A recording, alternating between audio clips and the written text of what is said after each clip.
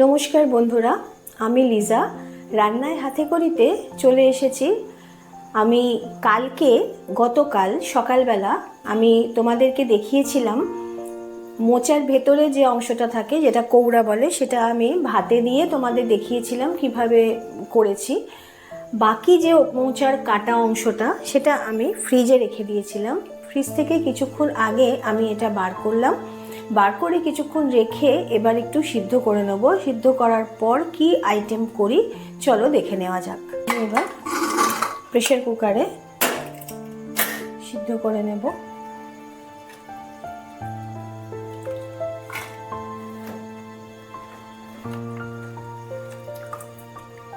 নুন আর হলুদ দিয়ে আমি ভিজিয়ে রেখেছিলাম। ভিজিয়ে যেরকম তোমাদের দেখিয়েছিলাম, তো এটা ফ্রিজে আমি রেখে দিয়েছিলাম, কিছুক্ষণ আগেই বার করেছি।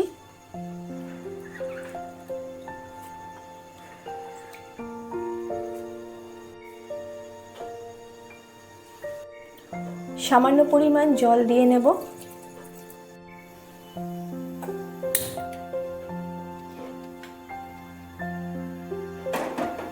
বসিয়ে দিলাম মোচা সেদ্ধ হতে। মোচাটা সেদ্ধ হয়ে গেছে, দেখতেই পাচ্ছ, জলটাও ঝরে গেছে। এবার আমি এই মোচাটাকে একটা চাঁচ নিয়েছি স্টিলের, এতে ঢেলে নেব।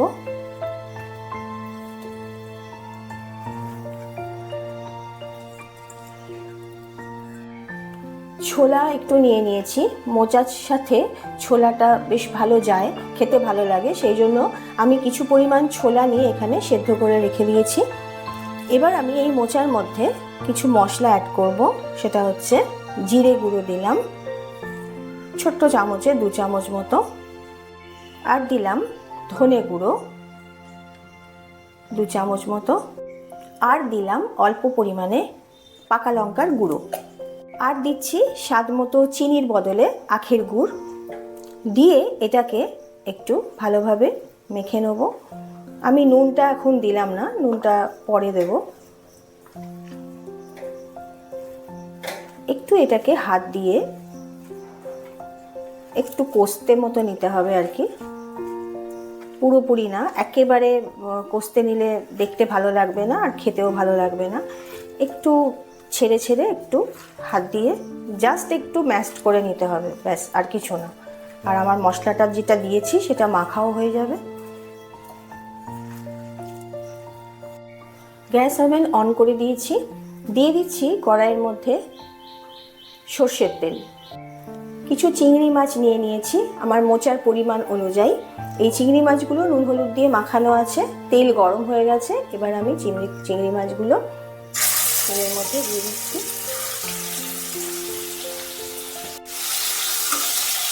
চিংড়ি মাছগুলো একেবারে হালকা করে ভেজে নিয়ে কিন্তু তুলে দিতে হবে, বেশি ভাজা যাবে না।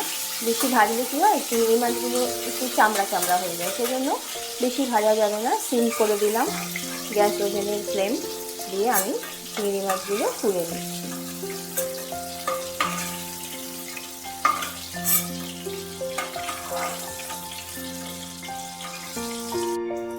এবার দিচ্ছি এই তেলের মধ্যেই একটা পাকা লঙ্কা ফোড়ন, 2টো তেজপাতা আর কিছু পরিমাণ জিরে, একটু ভেজে নিতে হবে।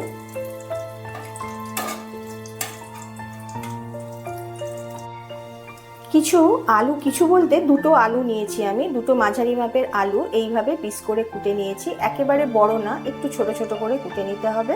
মোচার পরিমাণ অনুযায়ী আমি 2টো মাঝারি মাপের আলু নিয়ে নিয়েছি। এবার সেই আলুগুলো এই তেলের মধ্যে ফোড়ন দেওয়ার পর দিয়ে দিচ্ছি।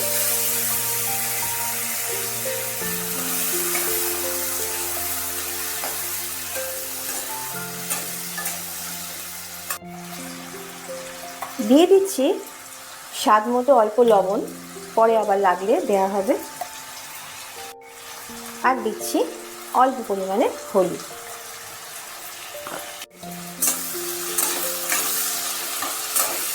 আমার আজকের রান্নার রেসিপি তোমরা নিশ্চয়ই বুঝতে পেরেছো। চিংড়ি মাছ দিয়ে মোচার ঘন্টই বলো বা যাই বলো, আমি সেটা তোমাদের করে দেখাচ্ছি। একেবারেই সহজ পদ্ধতি, তোমরা সবাই এটা জানো, নতুন করে কিছু করার নেই, এটা আমি আমার মতন করেই করছি। আমি যেভাবে বাড়িতে করি সেভাবেই তোমাদেরকে করে দেখাচ্ছি। আলুটা ভাজা ভাজা হয়ে গেছে। এবার আমি এর মধ্যে কেটে রাখা টমেটো মাঝারি মাপের একটা কেটে রেখেছি, ছোট ছোট টুকরো করে দিয়ে দিলাম।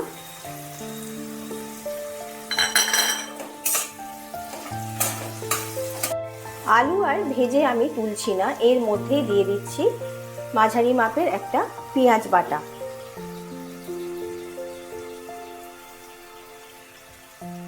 আর দিচ্ছি চা চামচে, হাফ চামচেরও একটু কম রসুন বাটা। আর দিচ্ছি রসুনের মাপের আদা বাটা। এবার এটা ভালোভাবে কষিয়ে নিতে হবে। আমি আলুগুলোকে আর তুলে রাখিনি, আলুগুলো অল্প ভাজার পর এখনো একটু শক্ত আছে, আমি সেই জন্য এর মধ্যেই একেবারে মশলা দিয়ে একটু কষিয়ে নিচ্ছি।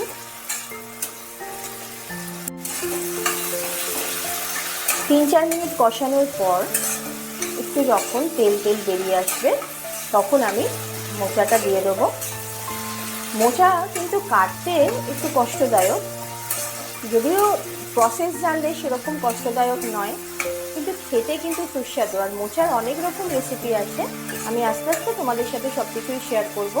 আজকে চিংড়ি দিয়ে মোচা করে দেখাচ্ছি তোমাদের, এটা দিয়েই শুরু করলাম আর ভাতেটা দিয়ে শুরু করেছি, তারপর আমি তোমাদেরকে সবই করে দেখাবো। এবার আমি দিয়ে দিচ্ছি কেটে রাখা মোচা।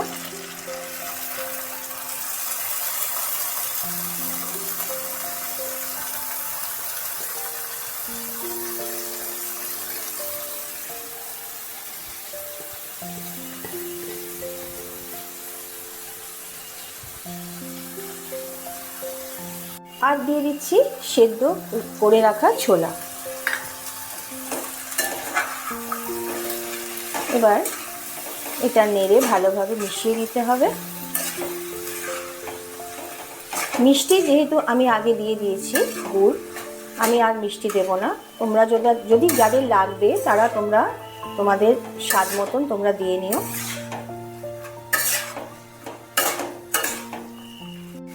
দিয়ে দিচ্ছি অল্প একটু জল, ঈষদ উষ্ণ জল আমি দিয়ে দিচ্ছি।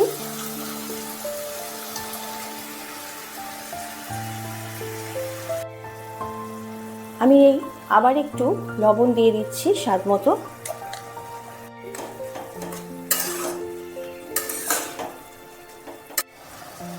একটু ফুটে গেছে, জলটাও একটু শুকিয়ে এসছে।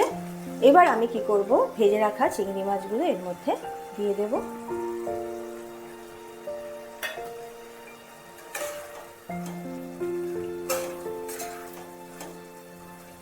একটু জল থাকতে থাকতে চিংড়ি মাছগুলো দিলে ভালোভাবে মোচার সাথে মিশে যাবে। চিংড়ি মাছের যে একটা ফ্লেভার আছে সেটাও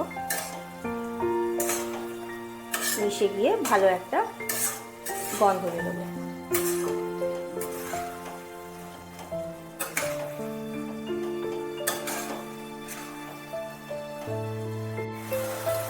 গ্যাসের ফ্লেমকে একেবারে সিম করে দিলাম। এবার দিয়ে দিচ্ছি গরম মশলা গুঁড়ো, পরিমাণ মতো অবশ্যই। আর দিয়ে দিচ্ছি ঘি, এটাও পরিমাণ মতো। একটু নেড়ে নিচ্ছি। গরম মশলা আর ঘি ভালোভাবে এই মোচার সাথে মিশিয়ে দিলেই আমার রেডি হয়ে যাবে আজকের রেসিপি, মোচার চিংড়ি মাছ দিয়ে মোচার ঘন্ট বলো বা তোমরা যাই বলো, তোমাদের পছন্দ মতো তোমরা একটা কিছু বলে দিও। আমি তো এটা দিলাম নাম। তোমরা যারা এই রেসিপি করো তাদের তো আলাদা ব্যাপার, তারা জানো। যারা নতুন আজকে আমার রান্নাঘরে এসেছো তাদের জন্য আমি বলে দিচ্ছি, তোমরা কিন্তু এই রেসিপিটা খেয়ে অবশ্যই আমাকে আমার কমেন্ট বক্সে জানিও কেমন হলো, কেমন লাগলো তোমাদের এই রেসিপি। সাথে আমাকে সাবস্ক্রাইব করে লাইক শেয়ার করে দিও। আর যারা পুরনো আমার সকলে দেখে আমার রেসিপি, তাদের জন্য তো আলাদা করে কিছু বলার নেই। তোমরাও দেখো, আমাকে কমেন্ট বক্সে জানিও কিরকম লাগলো।